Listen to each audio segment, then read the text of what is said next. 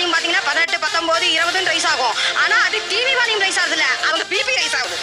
அப்ப நாங்க வந்துட்டு போனதுக்கு அப்புறமா வந்த பிரச்சனை வந்து உங்களுக்கு பெருசா தெரியுது. நாங்க வராதப்ப வந்த பிரச்சனை உங்களுக்கு பெருசா தெரியல. அவ்வளவுதான் வித்தியாசம்.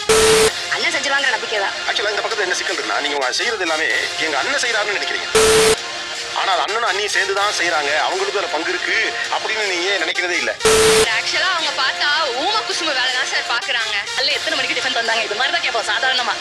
நார்மலா இந்த கேள்வி எப்படி கேட்பாங்க, அம்மா சாப்பிட்டீங்களான்னு கேட்பாங்க, ரைட்டா? ஆனா அம்மா உனக்கு எத்தனை மணிக்கு டிஃபன் தந்தாங்கன்னு கேட்கிற கேள்வியே வில்லங்கமான கேள்வி. உங்களுக்கு உரிமை வந்ததுக்கு அப்புறம் எங்களுக்கே உரிமை கம்மியாயிட்டு நீங்க நினைக்கிறீங்க.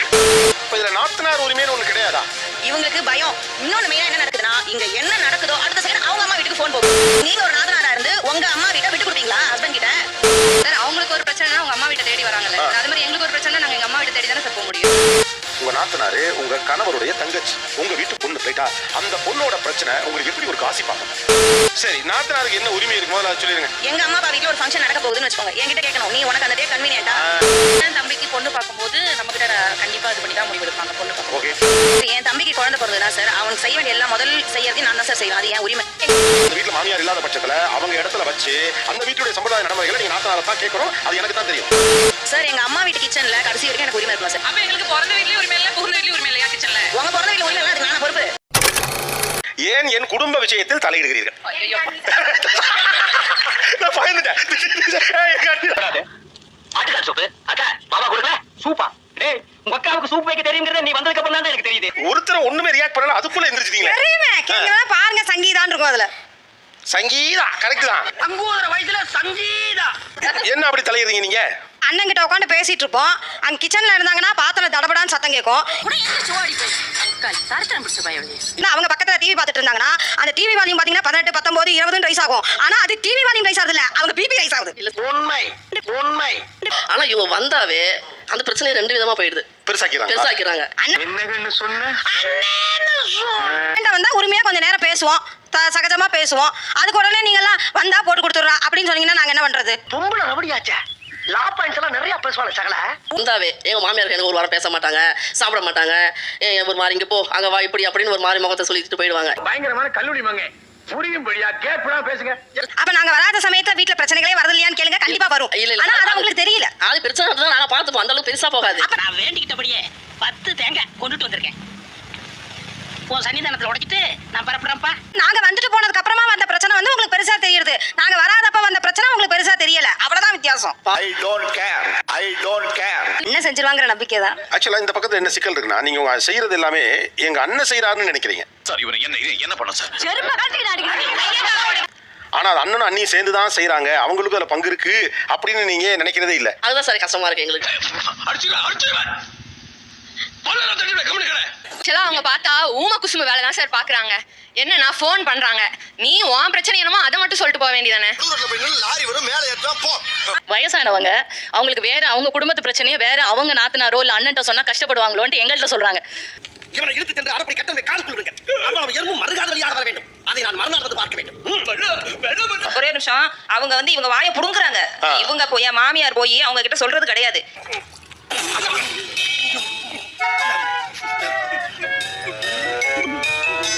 எங்க வீட்ல ஒரு மாசத்துக்கோ ஒரு வாரத்துக்கோ என்னென்ன நடக்க போகுங்கிற ஃபுல் அப்டேட் எனக்கு தெரியறதுக்கு முன்னாடி அவங்களுக்கு தெரிஞ்சிரும். சார் நான் ஓசில சோறு போட்டா எங்க வேணாலும் கிளம்பிடுறதா? அங்க ஒண்ணுமே கேட்க மாட்டோம் சார். காலைல எத்தனை மணிக்கு டிஃபன் தந்தாங்க, இது மாதிரி தான் கேட்போம் சாதாரணமா. நார்மலா இந்த கேள்வி எப்படி கேட்பாங்கன்னா, அம்மா சாப்பிட்டீங்களான்னு கேட்பாங்க. இது அநியாயம், அக்கிரமம். இத கேட்பாரு யாருமே இல்லையா? சோத்துக்குள்ள கோழி பண்ணையே குடி இருக்கு. ரைட்டா? ஆனா அம்மா உனக்கு எத்தனை மணிக்கு டிஃபன் தந்தாங்கன்னு கேட்கிற கேள்வியே வில்லங்கமான கேள்வி. எப்படி சிக்கிரிக்கம் பாத்தியாப்பா? இப்ப போஸ்டிங் குசும்பா இருக்கு பாத்தீங்களா, அது அவங்களுக்கு தெரியும். எங்க வீட்ல நாங்க எப்ப சாப்பிடுறோம், எப்ப குளிக்கிறோம், எப்ப தூங்குறோம், எங்க போறோம், என்ன வாங்குறோம், எல்லா அப்டேட்ஸும் அவங்களுக்கு தெரியும். எதுக்கு சார் அவங்க தெரிஞ்சு? No comments. Simply where. எங்க அண்ணன் ஹீரோ, நீ ஹீரோ, என்னால அதே இல்ல. எங்களுக்கும் எல்லாருக்கும் ஒரு வாய்ப்பு கொடுங்க. உங்களுக்கு உரிமை வந்ததுக்கு அப்புறம் எங்களுக்கே உரிமை கம்மியாயிட்டு நீங்க நினைக்கிறீங்க? ஒரு நல்ல கேள்வி. பதில சொல்றா. இதுல நாத்தனார் உரிமைன்னு ஒண்ணு கிடையாதா?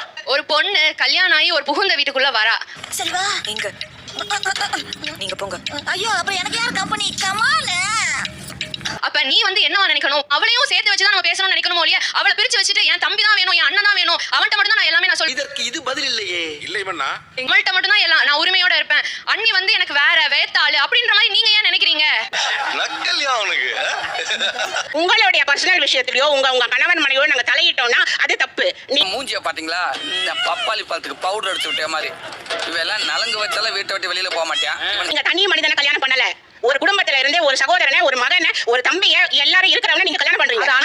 அந்த ஆட்டோ வச்சு 6 மாசம் ஓட்டட்டும், அப்புறம் கல்யாணம். ஆட்டோ ராஜா நேரத்தை விட கொஞ்சம் கூட சம்பாதிக்க முடியாது. நம்மளை விட்டுட்டு தனியா நம்ம ஹஸ்பண்டோடயோ மாமியாரோடயோ போய் பேசல, நம்மள ஓரமா ஒதுக்கிட்டாங்களோன்னு ஒரு கில்ட்டி எங்களுக்கு வருது. என்னங்க எனக்கு ஒண்ணுமே புரியல. அதுதானப்பா எனக்கும் புரியல. இவங்களுக்கு பயம். இன்னொன்னு மெயினா என்ன நடக்குதுன்னா, இங்க என்ன நடக்குதோ அடுத்த செகண்ட் அவங்க அம்மா வீட்டுக்கு போன் போகுது. எப்படி சார் நீங்க வாங்க வாங்க, ஏன் பயப்படுறீங்க? வாங்க. நான் எங்க வீட்ல என் விஷயத்தை பத்தி பேசுறேன், எங்க அம்மா கிட்டயும் என் தம்பி கிட்டயும். நான் கேக்குறேன், ஏன் மாமியார் வீட்ல நடக்கிற விஷயத்தை எங்க அம்மா கிட்ட தம்பி கிட்ட பேசுறதுக்கு எனக்கு ரைட்ஸ் இருக்கு. அதை தெரிஞ்சுக்க உனக்கு ரைட்ஸ் இருக்கு. உங்க அம்மா பாக்க உங்க குடும்பத்துக்கு என்ன ரைட்ஸ் இருக்கு? நீங்க அதை சொல்றாங்க. நீங்க எங்க வீட்டு விஷயத்தை சேர்த்து தானே சொல்றீங்க. இங்க உங்க அண்ணன் வீட்லயோ தம்பி வீட்லயோ இங்க என்ன நடக்குதோ அதை போய் நீங்க உங்க ஹஸ்பண்ட் வீட்ல சொல்றீங்க. மாட்டினாடா மானஸ்த.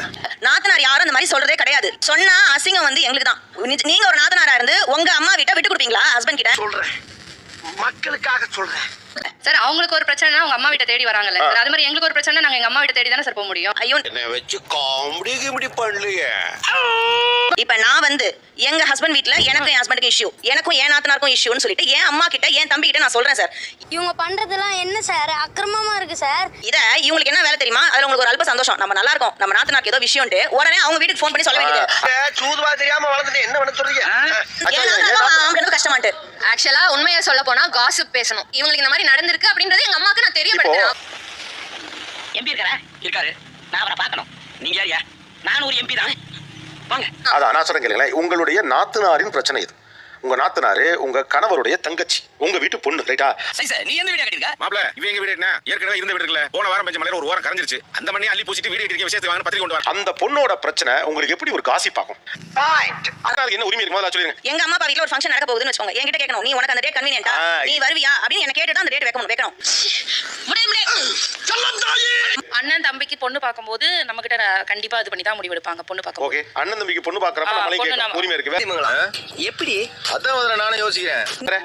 சார், என் தம்பிக்கு குழந்தை பிறந்ததுன்னா சார் அவனுக்கு செய்ய வேண்டிய எல்லாம் முதல் செய்யறதையும் நான் தான் சார் செய்வேன். அது என் உரிமை.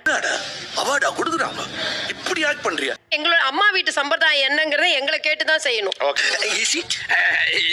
அதாவது அந்த வீட்டுல மாமியார் இல்லாத பட்சத்துல அவங்க இடத்துல வச்சு அந்த வீட்டுடைய சம்பிரதாய நடைமுறைகளை நீங்க நாத்தனாரை தான் கேட்கணும். அது எனக்கு தான் தெரியும். ஏன் உனக்கு இந்த வேலை? நீ வாங்குற இந்த 10-5 பிச்சைக்கு இது தேவைதானா? சார், எங்க அம்மா வீட்டு கிச்சன்ல கடைசி வரைக்கும் எனக்கு உரிமை இருக்கணும் சார். நான் கல்யாணம் ஆகி வந்துட்டேன், நான் மட்டும் தான் சமைப்பேன், நீ உள்ள வரக்கூடாதுன்னு சொல்லக்கூடாது சார்.